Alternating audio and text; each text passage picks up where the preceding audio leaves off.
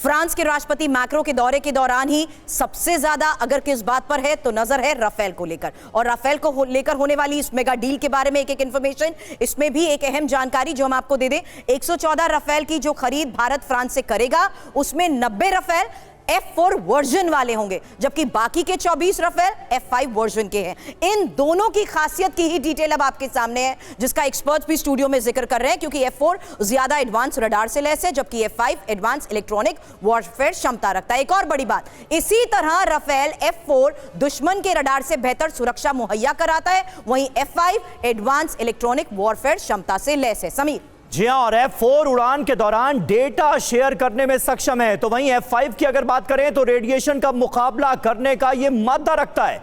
F4 operation के लिए कम समय में तैयार हो जाता है, तो F5 यानी 5th जनरेशन का राफेल फाइटर जेट ध्वनि की गति से 6 से 7 गुना ज्यादा स्पीड रखता है। तो यह है ताकत, यह है मादा। दत्ता सर, ऐसे में ये डील अपने आप में कितनी महत्वपूर्ण है, और चीन और पाकिस्तान का जिक्र किए बिना तो चर्चा पूरी नहीं होगी। पाकिस्तान ने तो अभी अभी हाल में ही ऑपरेशन सिंदूर में स्वाद चखा है कि राफेल क्या कर सकता है। बिल्कुल समीर, देखिए ऐसा है, भारत की जो आज की तैयारी है अपना इक्विपमेंट को अपग्रेड करने की, अपनी डिफेंस प्रिपेयर्डनेस को एकदम उच्च दर्जे में ले जाने की, उसका कोई आप मुकाबला नहीं कर सकते। दुनिया में अगर आज के दिन कोई मुल्क है कि जो इतनी बड़ी डिफेंस स्पेंडिंग कर रहा है, वो भारत है, जो एक मॉडर्नाइज करने की चेष्टा कर रहा है अपने पूरे इक्विपमेंट को।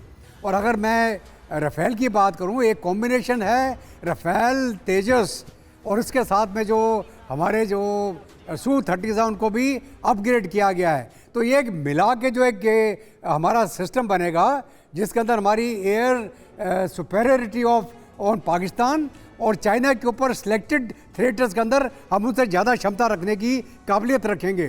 तो ये जो हमारी डील अभी होने वाली है फ्रांस के साथ में, जो हम 114 राफेल की बात करें, ओवरऑल 176 हो जाएंगे, 220 हमारे पास तेजस होंगे, और इसके साथ साथ में जो हमारे और हम एडवांसमेंट कर रहे हैं अपने Su-30 वगैरह में, और आगे चल के स्टेल्थ फाइटर्स की बात होगी।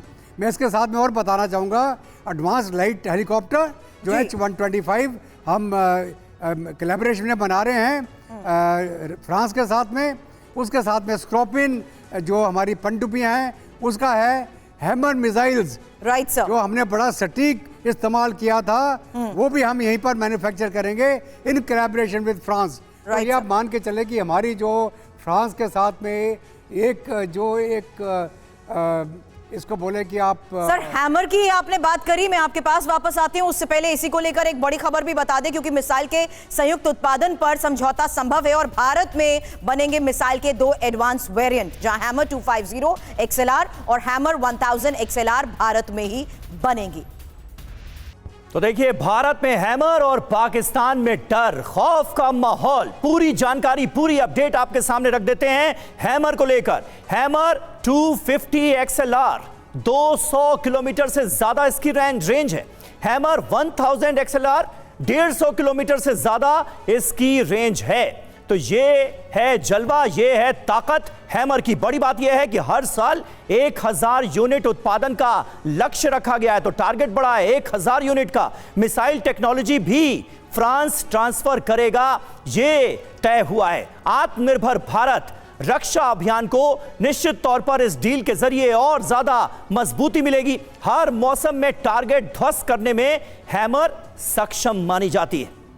हालांकि बड़ी बात इस बीच आपको बता दें कि जहां मिसाइल टेक्नोलॉजी में भी ट्रांसफर करेगा फ्रांस, और आत्मनिर्भर भारत और रक्षा अभियान को जिस तरीके से मजबूती मिलेगी, हैमर की ताकत आपको हम बता दें, हर मौसम में टारगेट ध्वस्त करने में सक्षम है, और 125 किलो से लेकर 1000 किलो का इसका तक वॉरहेड है। राफेल पर 250 किलो की 6 मिसाइल लग सकती हैं। ऐसे में संदीप, एक बार ये बता दीजिए कि ये टाइमिंग कितनी इंपॉर्टेंट हो जाती है, क्योंकि जिस तरीके से ये मजबूती इस वक्त हम देखने की बात कर रहे हैं, जिस तरीके से एक स्ट्रॉन्ग बॉन्डिंग हर लेवल पर भारत की फ्रांस के साथ बन रही है, इंडो पैसिफिक की स्पेसिफिक तौर पर बातचीत की जाए या ग्लोबल ऑर्डर की बात की जाए, क्या संदेश ये दोस्ती दे रही है?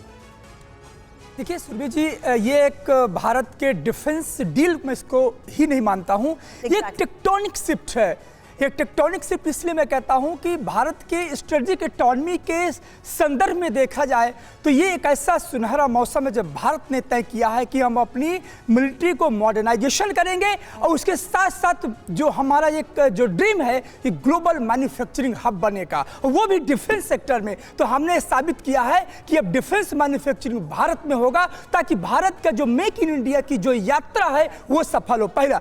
दूसरा ये है कि आपने टाइमिंग का कहा, देखिए अभी हमने जानते हैं कि ट्रंप और इसके मैक्रोन के जो रिश्ते किस तरीके के हैं, तो उन रिश्तों के नजर में देखा जाए तो ये भारत ही एक ऐसा यूनिक देश है दुनिया का कि दो बड़ी ताकतों को अपने साथ में लिया है। पुतिन के साथ हमारा आज भी 36% हमारी डिफेंस डील है और पुतिन बहुत सहज है, रूस बहुत सहज है भारत के इस डाइवर्सिफिकेशन के लिए। रूस बार बार कह चुका है कि भारत जब डाइवर्सिफिकेशन करता है तो अपनी राष्ट्रीय शक्ति को बढ़ाता है, उससे हमें खतरा नहीं है। और आज यदि फ्रांस के साथ ये डील हो रही है तो मुझे लगता है दो बड़े देश, दो बड़े बहुत डिफेंस की जो ताकतें हैं वो ताकतें इसीलिए मुझे लगता है सबसे ज्यादा सहमा हुआ वो तो चीन और पाकिस्तान, क्योंकि ऑपरेशन सिंदूर में हमने S-400 और दूसरे राफेल दोनों की ताकतें देखी है कि कैसे पूरी रीजनल सिक्योरिटी के डायनामिक्स को कैसे चेंज किया है और भारत की जो अदम्य क्षमता थी, सामरिक क्षमता को किस प्रकार से बढ़ाया है। ये बड़ी बात और ये सवाल इसलिए भी लिया था समीर मैंने, लेकिन एक बार मैं गौरव के पास जाना चाहूंगी। गौरव, आगे के पूरे कार्यक्रम के बारे में भी बताएं और मेक इन इंडिया को जिस तरीके से ये बूस्ट मिल रहा है, ऐसे में क्या एक्सपेक्ट करेंगे हम? कौन कौन सी ऐसी डील्स है जिसको लेकर ऐलान संभव हो सकते हैं या सिग्नेचर हो सकते हैं? और ये टाइमिंग की भी सवाल इसीलिए किया क्योंकि भारत की बढ़ती इसी सैन्य क्षमता के जरिए सीधा संदेश पाकिस्तान को भी और चीन को भी। बिल्कुल सीधा संदेश चीन को और पाकिस्तान को। देखिए, आपने कहा मेक इन इंडिया के तहत, तो पहले मैं आपको इस डील का ब्रेकडाउन बताता हूं। सुरभि, 114 राफेल आने जिसमें से 96 राफेल तो भारत में बनाए जाएंगे इस डील के तहत, और उसमें भी जो दसों है उसके साथ एक भारत की जो कंपनी मिलकर इसको बनाएगी जिसमें 60% कंपोनेंट इंडिजिनस होंगे यानी घरेलू होंगे।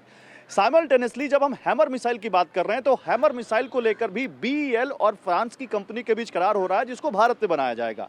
इसी के साथ मेक इन इंडिया का एक और परफेक्ट उदाहरण है, वर्चुअली आज मोदी और मैक्रोन यहीं से कर्नाटक में बेंगलुरु के पास वेलगाम करके एक जगह है जहां पर H-125 हेलीकॉप्टर पहली बार प्राइवेट हेलीकॉप्टर असेंबली लाइन जिसका वर्चुअल इनॉग्रेशन करेंगे, जिसमें यहां से दोनों स्टेट हेड शामिल होंगे और वहां से दोनों रक्षा मंत्री शामिल होंगे।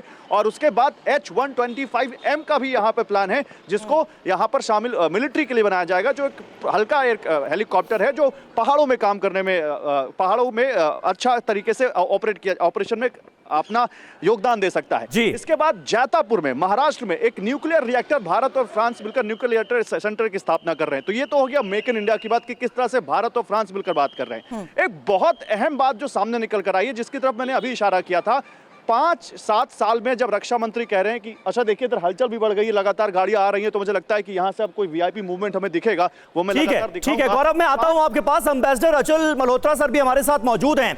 अचल जी, किस तरह से आप देख रहे हैं, बीते दिनों पूरी दुनिया ने ट्रंप टैरिफ थ्रेट का दबदबा भी महसूस किया और उसके बाद भारत ने EU से मदर ऑफ ऑल डील्स की, फिर अमेरिका के साथ ट्रेड डील भी हुई और कहीं ना कहीं अमेरिका पर उसका दबाव भी साफ तौर पर महसूस किया गया, और अब फ्रांस के साथ इतनी बड़ी डिफेंस डील होने जा रही है। तो तमाम चुनौतियों का सामना आज की तारीख में यह नया भारत करता हुआ आप कैसे देखते हैं?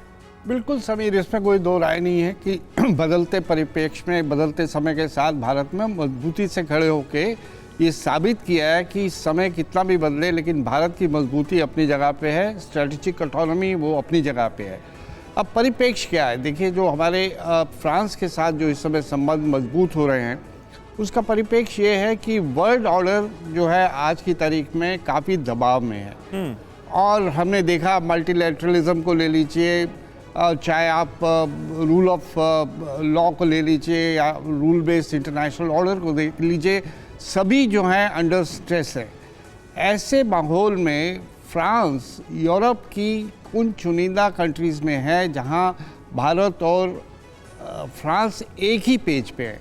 वो वर्ल्ड ऑर्डर को प्रिजर्व करने की दिशा में एक साथ काम करना चाहते हैं।